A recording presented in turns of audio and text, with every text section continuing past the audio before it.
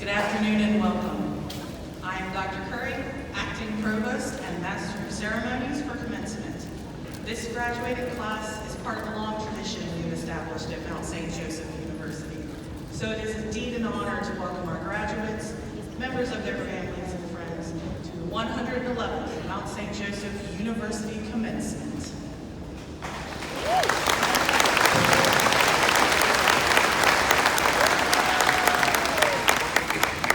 I would like to thank many individuals here today who have contributed to the achievement of these graduates. The family and friends of our graduates have played a vital role in supporting and encouraging the graduates to reach their educational goals. We want you to know that we appreciate you. Will the family and friends of our graduates please stand to be recognized?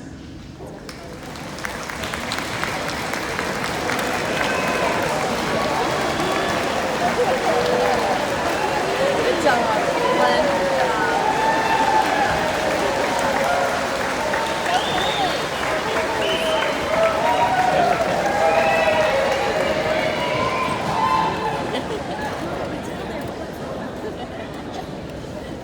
To the members of the stage party and other special guests, I'm pleased you are here to celebrate this occasion. I would like to introduce members of the staff and Board of Trustees and thank you for your leadership. Dr. H. James Williams, University President.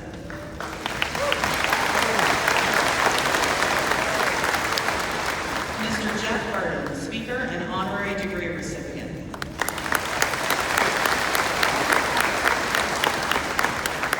Garrett Bascom, Class of 2017, representing the Alumni Association.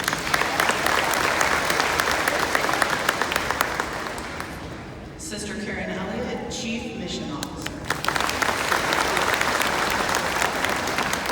Janet Cox, Dean of Students.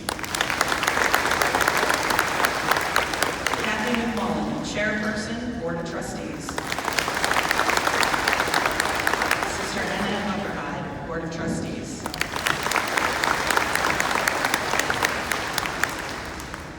Harold Brown, Board of Trustees. Jonathan Hiltz, Board of Trustees.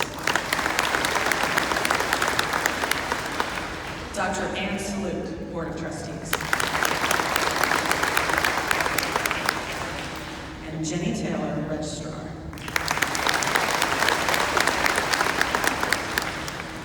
In addition, I want to thank the members of our President's Cabinet. Paige Ellerman, Vice President, Compliance, Risk, and Legal Affairs.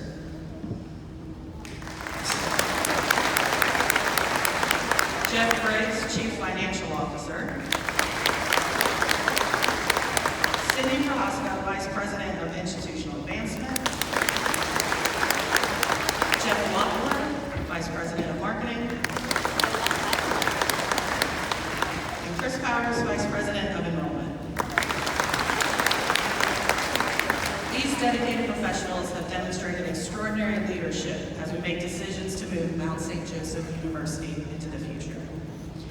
It is also a pleasure to have with us today Garrett Bascom, Class of 2017, representing the Alumni Advisory Council. Please join me in thanking Garrett and all of our alumni for their support of MSJ and all of our graduates.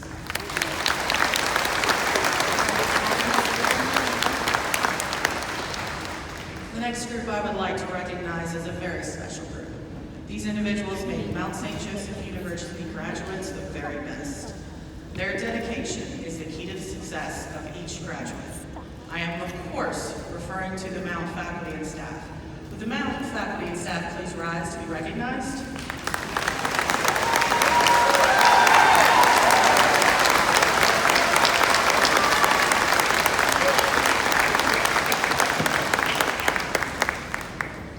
Commencement is always a memorable event for our graduates. You have worked so hard for so long, and for a few hours on this important day, you don your caps and gowns and celebrate your achievements. During your years at the Mount, you have learned not only business or nursing, chemistry or philosophy, or how to teach a child to read. You have learned to persevere, how to hang in there and keep learning, how to keep writing those papers, studying for those exams, while helping your family and friends cope with challenges.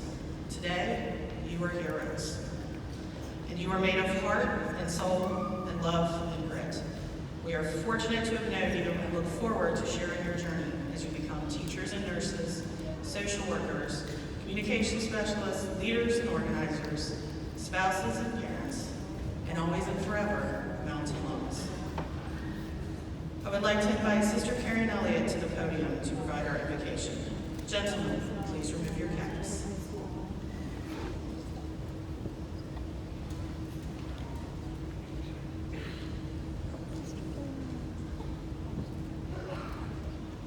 I'd ask you to please close your eyes and become aware of the spark of the divine, the spark of the sacred within you.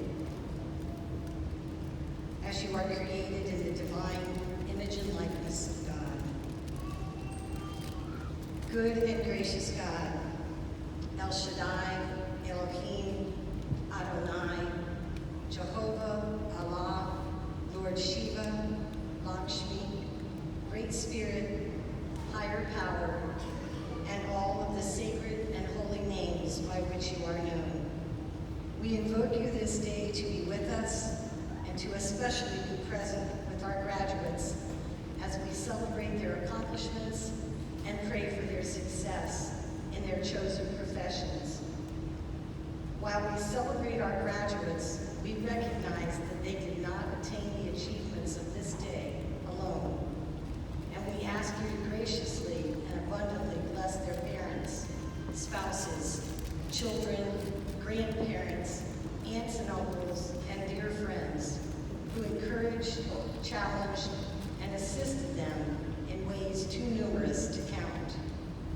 We pray that you will be with our graduates to lift them up and to light their way, and to grace them with the courage to continue to live with the heart of a lion.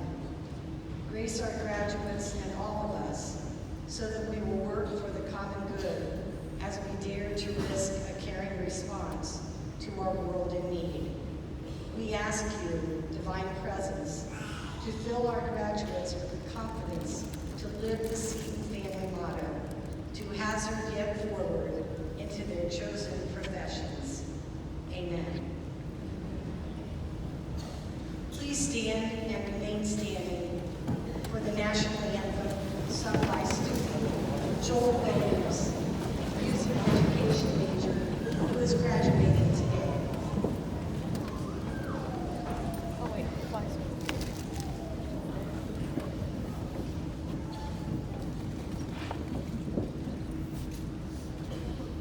Oh, say, can you see by the dawn's early light what so proudly we hailed at the twilight's last gleaming, whose broad stripes and bright stars through the perilous fight o'er the ramparts we watched were so gallantly streaming, and the rocket's red glare, the most bursting in air, gave proof through the night that our flag was still there. Oh, say does that star-spangled banner yet wave o'er the land of the free and the home of the brave?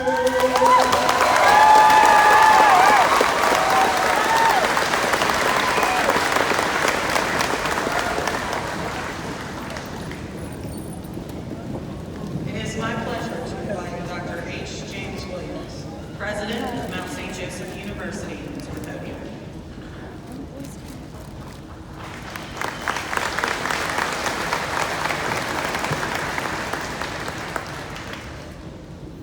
Thank you, Dr. Curry, and thank all of you. I'm James Williams, the 7th president here at Mount St. Joseph University. We appreciate appreciate your joining us for this celebration of excellence and achievement. It is now my pleasure to formally introduce Dr. Birdie, our commencement speaker. Jeff Birdie is the co-CEO of FC Cincinnati, and he also served as president of the FCC Enterprise, the professional soccer team he co-founded in the summer of 2015.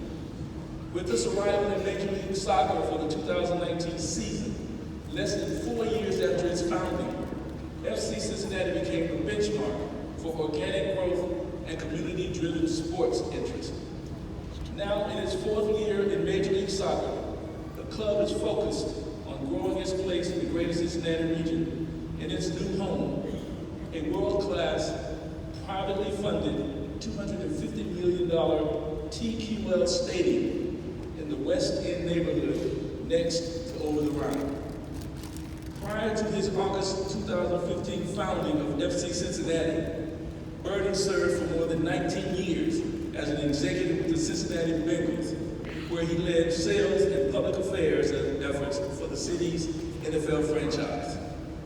The hugely successful launch of FC Cincinnati is consistent with Birdie's track record of working to make his hometown a better place to live, work, and raise a family. Jeff is president of the FCC Foundation, chairman for Visit Cincinnati, vice chair for the Cincinnati Regional Business Committee. He has volunteered with the Chamber of Commerce for over 20 years and has added years of committed service to the Cincinnati City Council. He has been awarded numerous civic awards, including a spot among the top 100 leaders in the history of our local United Way. He's been recognized in the 2006 edition 40 Under 40 from the Cincinnati Business Courier. He was featured at the 2018 Hispanic Chamber of Cincinnati USA's annual gala and was awarded the 2019 Ernst & Young Entrepreneur of the Year. Birdie is a 5th-generation Cincinnati, born and raised in Westwood, where he attended St. Xavier High School. He graduated cum laude from Miami University and earned a master's degree in business administration with honors from Xavier in 1999. He has 3 children, Allie, Jack, and Grace. With his wife, Lindsay, the family resides in the city's Mount Lookout neighborhood. Now, during this morning's graduation ceremony, the university bestowed on Dr. Birdie the honorary degree of Doctor of Humane Letters, which allows us to refer to him as Doctor on our campus. It is my pleasure now to present Dr. Jeff Birdie, our commencement speaker.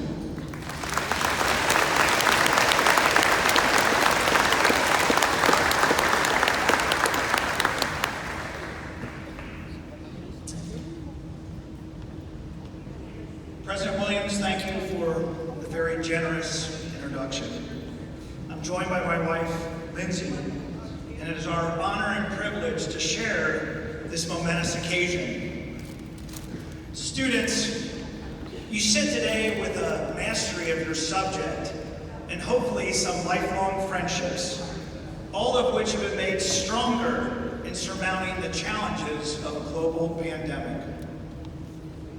We returned last night from 2 college graduations at Loyola University, Chicago, for my son and my younger daughter. Sitting in the audience as a father, I was reminded of your parents' sacrifice and their pride in and hopes for you. I want to ask the new graduates, think for a moment about all of the people that helped you get here today.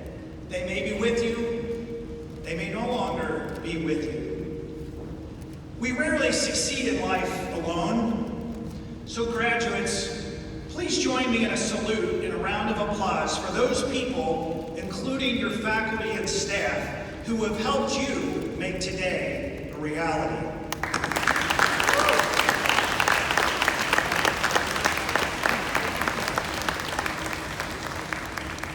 As was noted by the president, I grew up not far from here on the west side. One of 10 kids in a large Catholic family. I went to St. Catherine's grade school, where teachers and coaches who saw something in me that I never saw. They encouraged me to go to St. Xavier High School. My dad said if I passed the exam, the entrance exam, we'd figure out the tuition, and we did. Then the Jesuits and the teachers at St. Xavier took over, imparting that foundational message of men for others. And the seeds of my calling, my purpose, were planted. Like some of you, I was the first in my birding family to graduate from college. For me, that meant plowing snow and digging ditches on breaks and working jobs on campus during semesters. It was harder to take classes while working. I didn't go to spring break beaches or on winter ski trips like many did. Rather, I worked that construction job. But I didn't see hard work as a negative because I was getting one step closer to where I wanted to be. Fast forward to 2015. Carl Lindner, maybe the top business leader in Cincinnati, we were up in New York City to pitch this idea of a new professional franchise in Cincinnati to league officials at MLS. The meeting went very well. In fact, it was clear that the opportunity was ours for the taking. Carl and I went to dinner that night. We discussed how to make this effort successful. We needed to assemble a leadership team to stoke the fire in the community around this new sports franchise. Carl said he and his family would make the investment to achieve the plan. However, before they would commit, he said, to make this happen, he needed my answer to a very simple question. Jeff, he asked, are you all in? He said they would only be in, the Lindners, if I was all in. He reminded me it was my idea, my business plan, that I had the professional sports and political and civic experience that had placed me in this moment. To make FCC a reality, he said, I would have to leave the Bengals and jump in with both feet to lead this new soccer venture. It wasn't a slam dunk. But my inspiration had been that I wanted my kids to have a hometown team of their sport the same way I had grown up loving the Big Red Machine. I had written the business plan to help create the team. I didn't think I was going to be the one tapped to run the team. It was a life-defining moment. Was I ready? In short, was I all in? I answered yes.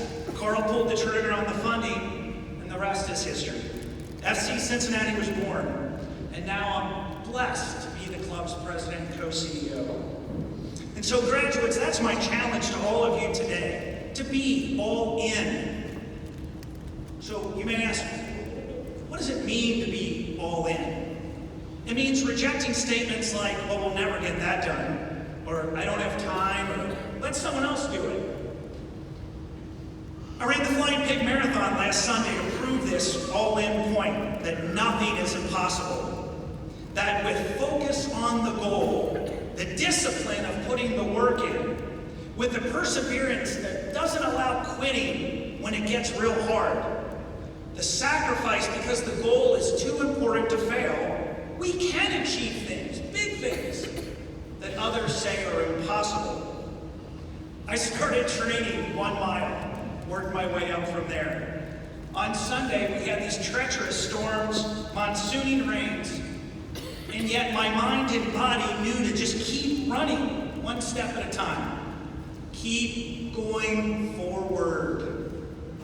Hours later, many hours later, after 26.2 miles, crossing the finish line and getting that marathon medal nearly brought tears of joy.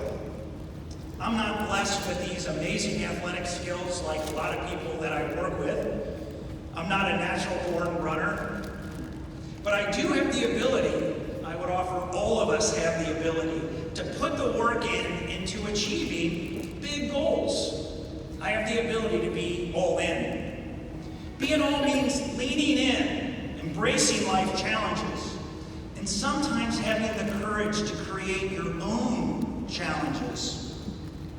And all in means not just thinking about today or 2023, but 2033 and beyond.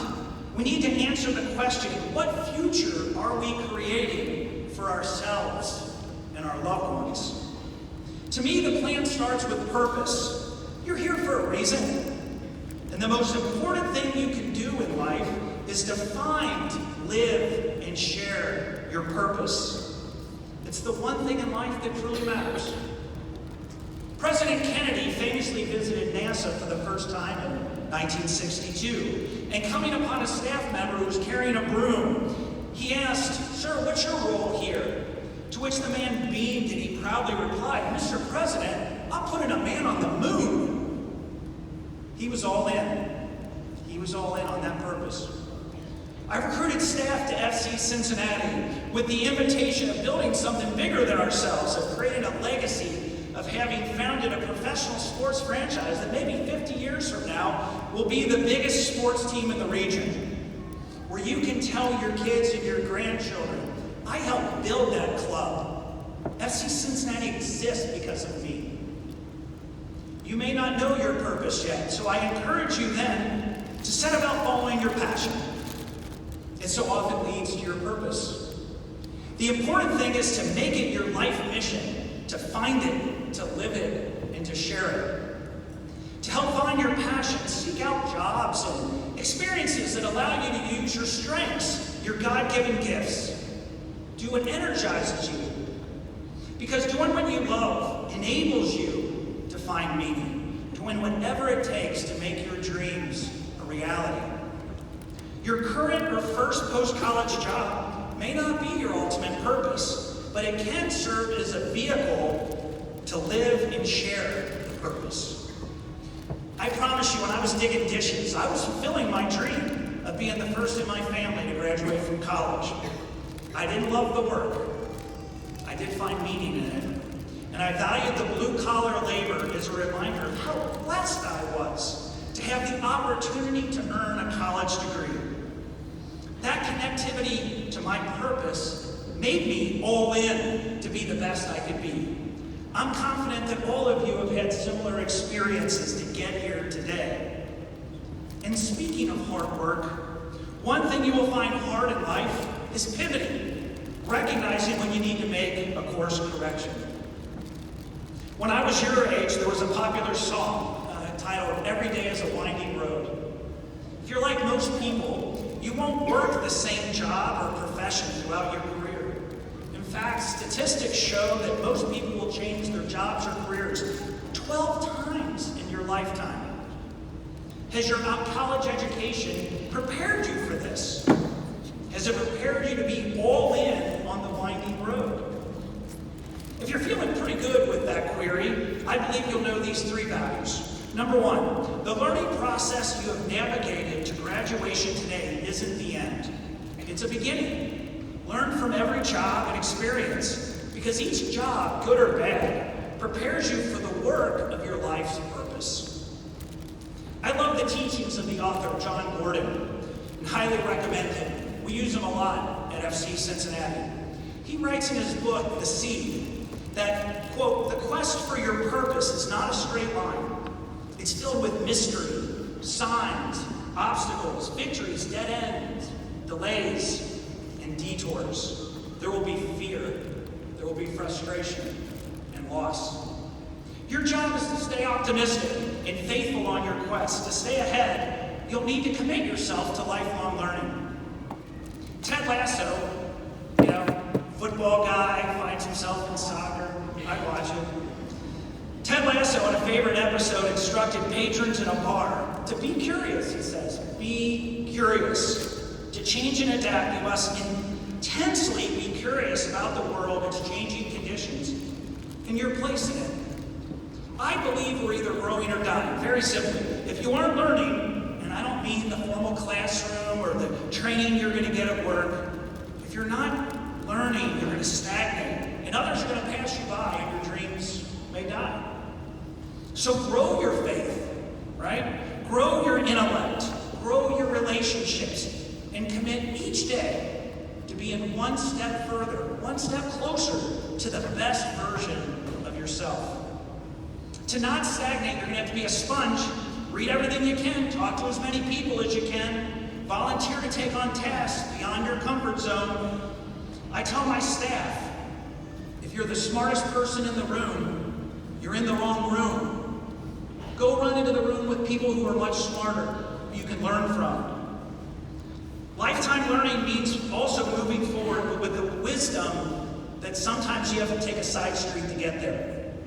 About that side street, the second thing to remember in preparing to adapt to changing jobs or careers a dozen times is to build a network of relationships. Build your team, right?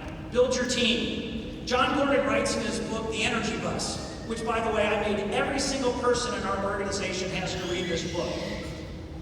He writes, you are the driver of your bus. You're not just a feather in the wind floating through life. No, you're the driver of your bus. You get to decide who's on your bus. You invite people on. Sometimes you put the bus and stop and ask people to get off your bus, right? Look around your life from time to time and take measure. If you don't have a strong enough team to reach your goals, set about to meet new people who can help you get to your destination, your ultimate destination, who you want on your bus, and invite them on. Build a network of supportive people that can satisfy the curiosity I talked about, learning from people who are different. Meet people where they are, too. Don't expect them to meet you where you are. And don't forget those on the margins. They may become your most important backers. We face real opposition to building a stadium in the West End. So I decided to go door to door in the West End, near where we were going to build our stadium, to listen to the neighbors. I heard of their fear, I learned of their distrust, and I was inspired by their hopes. We negotiated, signed, and we've exceeded a historic community benefits agreement. And now the residents of the West End are FC Cincinnati's strongest allies. Your team should help you with self-awareness, build your self-awareness and grit. Being on a team also helps us through adversity. Remember, it's easy to win alone. It's really hard to lose alone. We're all going to face adversity in life. To have a team of people around you to help you overcome adversity is what makes life manageable. Can give us comfort, to share the love with us. I assure you, I thank God for my team that stood by me during 3 years of the MLS expansion franchise. We had a lot of losses. So thank God for my team. Okay, so this brings me to my final element of preparing for the winding road. If you don't remember much else about this all-in message, remember these two words: embrace change. Embrace change. It's a cliche to say it, right? Change is the only constant, but cliches stick because there's truth in them. And the truth here is that change isn't a threat, it's an opportunity. Change, while making life more interesting, also makes life more difficult. Think of what's to come in your careers, right? New bosses, new skills, new processes, change. So be open to new opportunities, since your dream job may not be the one that you've dreamed about. I was a political science diplomacy major at Miami University. Thought maybe someday I'd be a U.S. senator or a U.S. ambassador. Somehow God opened a door for me by inspiring me to found and run a Major League Soccer franchise here in my hometown. I wanted to change the world, and ended up doing so through soccer right here in Cincinnati. Because I believe our sports teams have an obligation, not an opportunity, an obligation to lead, inspire, and unite. I changed course, and I hope I'm a model for how often we end up with amazing careers that may have nothing to do with what we studied or what our childhood dreams are, if we go all in with the willingness to embrace change. So with all this change, I hope there's one constant for each of you. I want to encourage you that whatever job you take after graduation, beyond on your journey, that you will decide to serve others. Scripture teaches us, to whom much is given, much is expected. You now have a college degree. When you serve in small ways, you'll find opportunities to serve in big ways. Before I add, 2 quick notes of caution. Number 1, don't rush the future. You may want things to happen now, but more than likely, if you got what you wanted now, you want to be ready for it. John Gordon writes that, quote, "The purpose process prepares you, strengthens you, shapes you, and grows you to be successful, not in your time, but at the right time. Just be ready." 2, don't compare yourself to others, please. Don't compare. We don't know what burdens others are carrying. We're only in charge of our journey, of our own place in the world. We have a culture DNA code at FC Cincinnati, and one value is own your stuff. Just yours, no one else's. I started today talking about purpose and identifying where your talents and efforts fit with this larger calling. It doesn't have to be putting a man on the moon, but it should be something that makes your hard work tied to your larger purpose. For yourself, your family, and the world. And I'm here today to say, for your hopes and dreams in life, you have to be all in. Truly, you do yourself a disservice if you're not all in. Your university's mission, its purpose, is to light the way. And lighting the way means lifelong learning, relationship building, and embracing change. And this doesn't end today with graduation, it begins. So remember yesterday and all that Mount St. Joseph has taught you. Remember today and your commitment to being all in. And most importantly, think about tomorrow and all that you can do. And let what you've learned here guide you in the years ahead.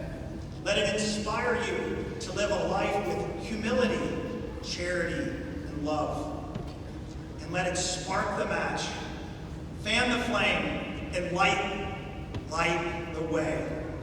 Congratulations, class of 2023. Light the way. The world awaits and needs you. Thank you.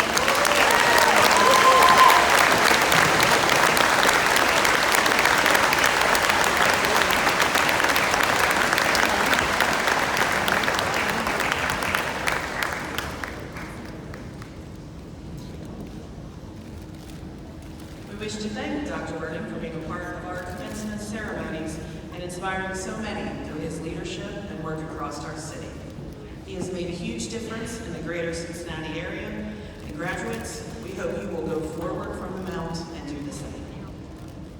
Candidates for degrees will now be presented. Following the presentation of all candidates, Dr. H. James Williams, President, will confer the degrees. Will the audience please withhold applause until all candidates are presented?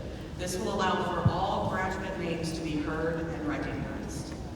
Our readers for today are Dr. Richard Simon, Assistant Professor, Department of Social Work and Sociology, Dr. Tracy McDonough, Professor and Chair, Department of Psychology, Dr. Jim Bodel, Professor, Department of Psychology, and Dr. Mark Fisher, Professor, Department of Chemistry and Biochemistry.